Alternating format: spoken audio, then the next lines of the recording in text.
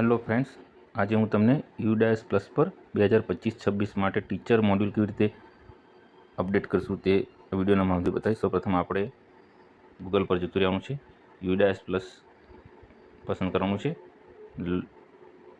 Login for all module પસંદ કરવાનું છે, ગુજરાત પસંદ કરવાનું છે, ગો કરવાનું છે.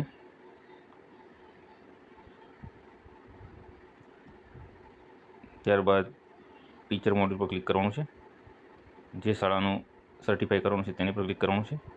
કેપ્ચા એન્ટર કરવાના છે.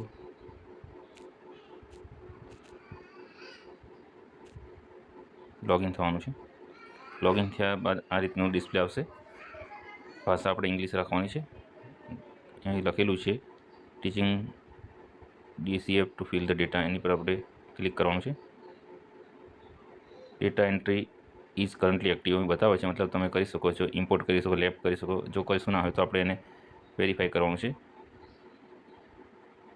આ નોટ સર્ટિફાઈ બતાવે છે, હાલ અત્યારે સર્ટિફિકેશન નથી કરેલું એવું બતાવે છે.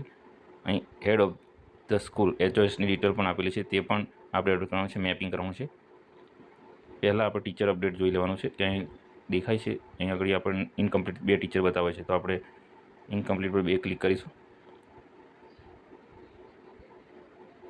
અહીં આ રીતે ગ્રીન થયેલું હશે. આ રીતે કમ્પ્લીટેડ સ્ટેટસ સેક્શન કમ્પ્લીટેડ છે, બરાબર.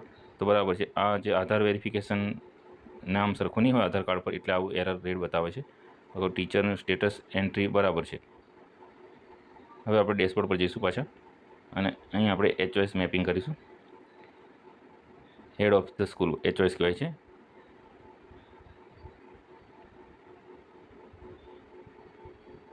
અહીં આગળ આપણે હેડ ટીચર આવશે, અપડેટ કરીશું. ત્યારબાદ અહીં આગળ આવશે જે આસિસ્ટન્ટ ટીચર છે તે, એની પર અપડેટ કરીશું, કન્ફર્મ કરીશું. એટલે આ રીતે ગ્રીન દેખાશે. HOS head of the school એ અપડેટ થઈ જાય છે.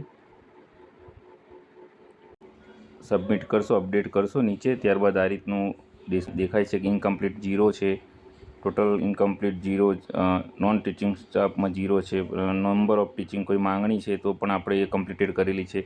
પછી અહીં please click refresh for update statistic, તો એને રિફ્રેશ પર કરવાથી અહીં આગળ 0 થઈ જશે. એટલે સમજો કે આપણું ટીચર મોડ્યુલ અપડેટ થયું છે. હવે HOS બી પતી ગયું છે, બરાબર. તો હવે સર્ટિફાઈ કરવાનું. સર્ટિફાઈ કરવા માટે આપણે ક્લિક હિયર ટુ સર્ટિફાઈ પર કરવાનું છે. ત્યારબાદ આ બધું જોઈ લેવાનું છે. કમ્પ્લીટેડ, ઇનકમ્પ્લીટ 0, બરાબર. ઇનકમ્પ્લીટ 0 બધું પરફેક્ટ છે. અહીં રિમાર્કમાં લખવાનું છે.